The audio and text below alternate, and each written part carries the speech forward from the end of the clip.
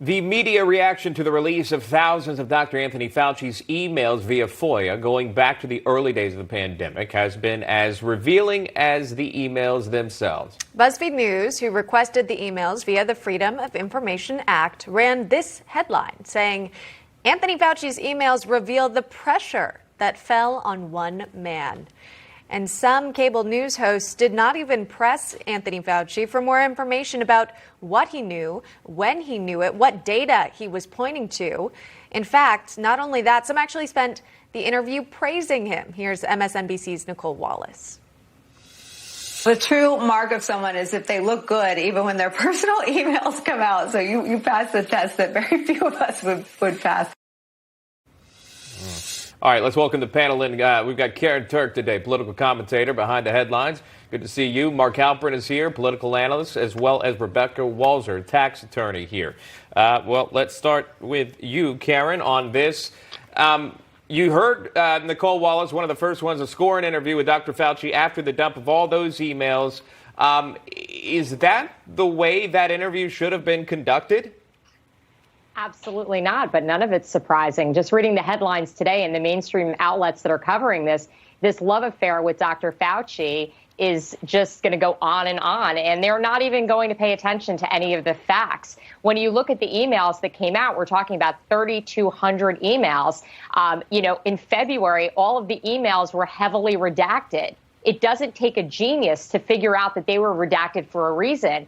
And we could go back to the beginning of this pandemic, and we could all remember that in January, there wasn't a problem. In February, there wasn't a problem. And it wasn't until true panic set in that Dr. Fauci took action. And the way that the media is gushing over him is just illustrative of how they ignore facts and go with the narrative that they want to push. And the narrative that they want to push is that Dr. Fauci is some sort of a hero. Yeah, I mean, we saw people with candles honoring him, signs in the front yard honoring Dr. Fauci. It wasn't just the media, it was many Americans who were also praising this man. In fact, CNN most recently tweeting following the email leak, saying thousands of emails from and to Dr. Fauci reveal the weight that came with his role as a rare source of frank honesty within the Trump administration's task force. As we've learned throughout this process, Mark, he's the highest paid employee in the federal government, higher than the president receives.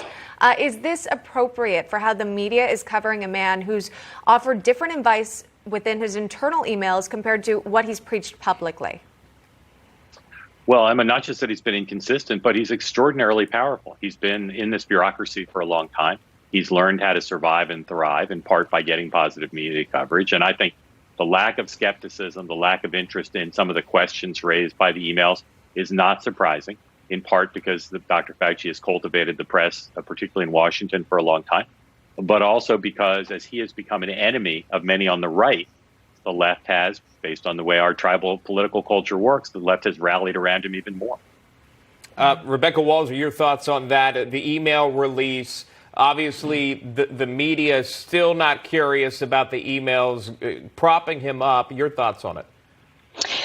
This is the tip of the iceberg, Sean. Dr. Fauci and his emails is really the beginning of the end of the narrative of mainstream media. And they don't even see it yet, but it is. Americans lost hundreds of thousands of people on a pandemic that this gentleman who is so conflicted professionally, this is somebody who funded research outside of the United States when they could no longer do gain of function inside of the United States, that then created, we don't know, but it's all coming out. It points to biological weaponry at the Wuhan lab. That same person is running the response when that leaks out, whether accidentally or intentionally, and then also benefits financially from the Moderna vaccine himself.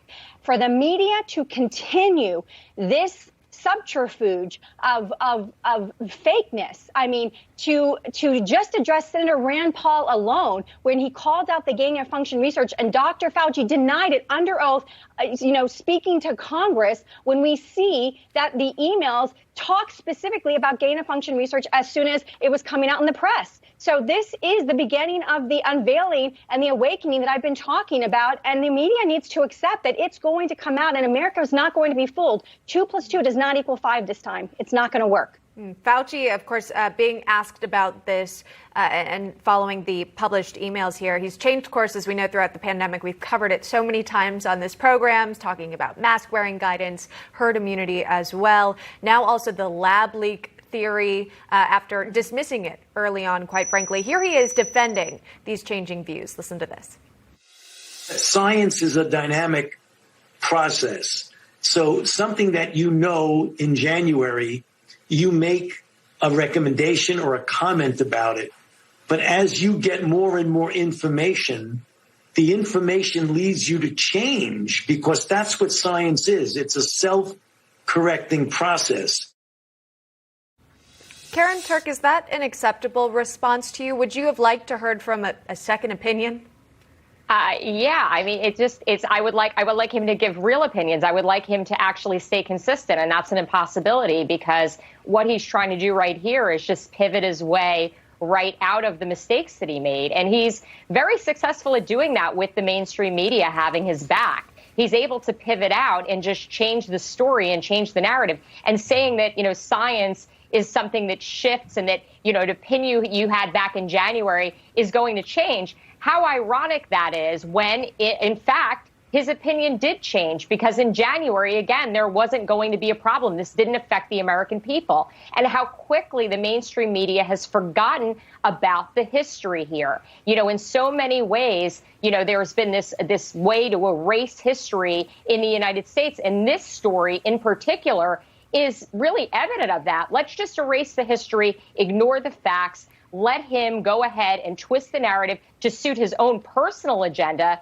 and then come out and say, that he was disturbed by things and all the attention that he got, yet he's posing for magazine covers every chance he can get. It just illustrates exactly who this guy is. Yeah, really interesting discussion we're having here. Karen Turk, Mark Halperin, Rebecca Walser, if you don't mind sticking around, we got another topic we want to talk about. Yeah, coming up, White House Press Secretary Jen Psaki reacting to yet another cyber attack. We're going to tell you what she said in response to a question about the administration and what they're doing about it next on National Report.